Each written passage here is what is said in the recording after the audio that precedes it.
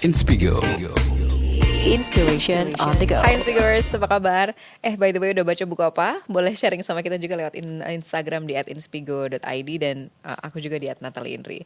Aku Natali Indri, senang banget hari ini bisa menyambut kamu kembali di Baca Bareng Indri. Nah hari ini spesial banget nih, udah lama kita nggak bahas puisi atau sajak, jadi kita mau bahas buku kumpulan sajak. Judulnya adalah Kita Adalah Jelata yang ditulis sama Mbak Oki Madasari. Aku yakin kamu pasti udah baca beberapa bukunya. Di antaranya adalah Entrok di tahun 2010 terbitnya, terus 86 1 tahun kemudian. Ini produktif nih. Hai Mbak Oki. Halo Indri. Welcome, Selalu akhirnya. senang kalau ngobrol sama Indri. Yes, oke. Selamat datang di Inspigo. Thank you so much. Halo Inspigers. Yes, nah jadi sebelum kita ngobrolin buku ini lebih jauh, ini adalah buku terbaru ya Mbak, terbit tahun 2025, Baru 2025 right? akhir kemarin. Jadi masih fresh. Masih fresh, oke. Tapi sebelum kita ngobrolin buku, boleh ngobrolin soal recent activitiesnya selama ini apa aja? Karena Mbak Oki juga punya omong-omong media. Itu boleh diceritain. Ya, Jadi, selain tetap terus menulis, Betul. saya aktif juga mengelola platform omong-omong media. Jadi itu memang didedikasikan untuk ruang kepenulisan. Oke. Jadi omong-omong media menjadi ruang untuk penulis-penulis muda dari seluruh Indonesia. Mereka bisa menulis esai, opini, fiksi, puisi, tapi kemudian kita dari awal selalu menjaga kualitas. Jadi di omong-omong ada tim kurasi, ada redaksi yang mengurasi, mengedit, sehingga yang diterbitkan kualitas terbaik semua. Nah, yang paling membanggakan Indri dari 5 tahun lebih mengelola omong-omong ini, kita kemudian bisa menelurkan ya. Jadi istilahnya kita bisa ikut membantu membukakan jalan untuk teman-teman yang punya potensi menulis, tapi kan pada awalnya mereka masih bingung nih tulisannya mau ditaruh di mana. Itu gitu. dia. Nah, itu dia yang kemudian juga saya pelajari dari perjalanan saya 15 tahun berkarya ini, 15 tahun lebih sekarang di tahun ini, bahwa kadang-kadang kita itu membutuhkan pintu.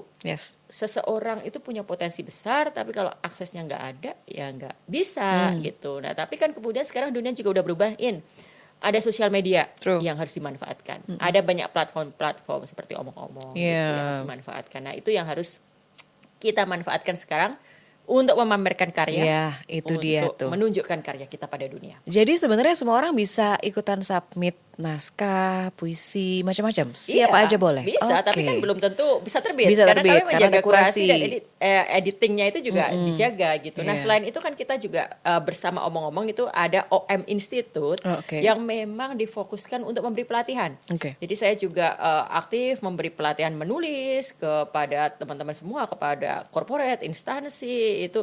Karena saya percaya menulis itu sekarang basic skill yang harus dimiliki apapun profesimu, apapun aktivitasmu. Jadi seorang dokter ikut pelatihan saya, akhirnya bisa menuliskan pemikirannya dari sisi keilmuannya. Ikut berkontribusi pada wacana, memberi sumbangan pemikiran. Ya kalau guru, dosen kan tentu saja itu butuh banget. Lalu tapi kalau kemudian pemimpin korporat, pemimpin perusahaan bisa punya kemampuan nulis, kan dia akhirnya punya visibility lebih untuk perusahaannya. Jadi itu juga yang kita lakukan. Jadi writing sebagai basic skill yang harus dimiliki. Writing juga bisa menjadi protecting tool.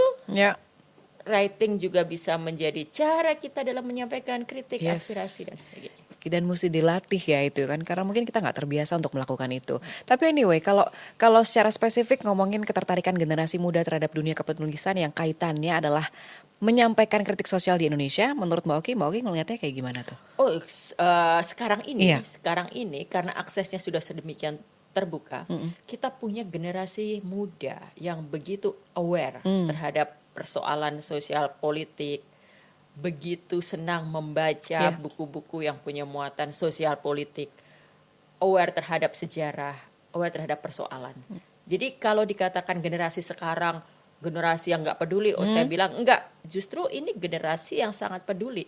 Akan sangat berbeda halnya dengan generasi saya. Generasi Indri mungkin juga mirip ya kita ya. Zaman dulu nggak ada internet. Iya benar. Jadi kita nggak punya akses untuk mendapat informasi. Oh dulu tuh kayak gitu ya, nggak ada kan? Kita hanya membaca apa yang disodorkan, kita hanya menonton dan mendengar apa yang ada di depan mata kita.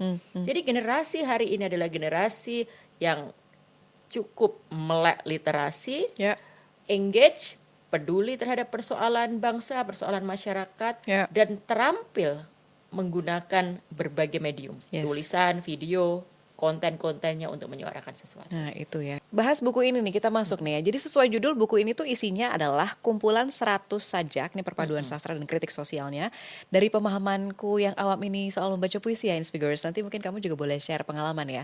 Bahasa yang disampaikan sama Mbak Oki ini menurut aku lugas gitu ya, gampang dimengerti gitu ya, tajam dan penuh suara keberpihakan, terutama kepada warga biasa yang merasakan ketidaksetaraan atau mungkin ketidakadilan, karena mengangkat topik-topik soal kemanusiaan, keadilan dan juga kekuasaan.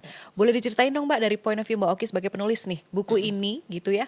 Dan emang udah lama ya sebenarnya nulis puisi, karena di dalamnya juga ada puisi-puisi yang dikumpulin 2006 gitu misalnya ya. Gimana tuh? Boleh diceritain Mbak? Jadi memang sebenarnya sudah lama, tapi kan dulu tidak belum cukup untuk diterbitin buku, belum cukup banyak, belum cukup pede, belum cukup merasa Mbak Oki bahwa bisa gak pede, guys. belum cukup merasa bahwa puisi masih ada yang baca, misalnya kan gitu kan. Iya. Dan momentumnya terjadi beberapa tahun terakhir. Ini. Saya katakan 2 tahun, 3 tahun terakhir ini saya cukup intens menggunakan medium puisi untuk mengungkapkan kegelisahan, mengungkapkan rasa frustrasi, mengungkapkan segala kemarahan. Jadi kadang-kadang kalau situasinya sudah benar-benar bikin gemes gitu ya, gitu kan, saya justru larinya ke puisiin.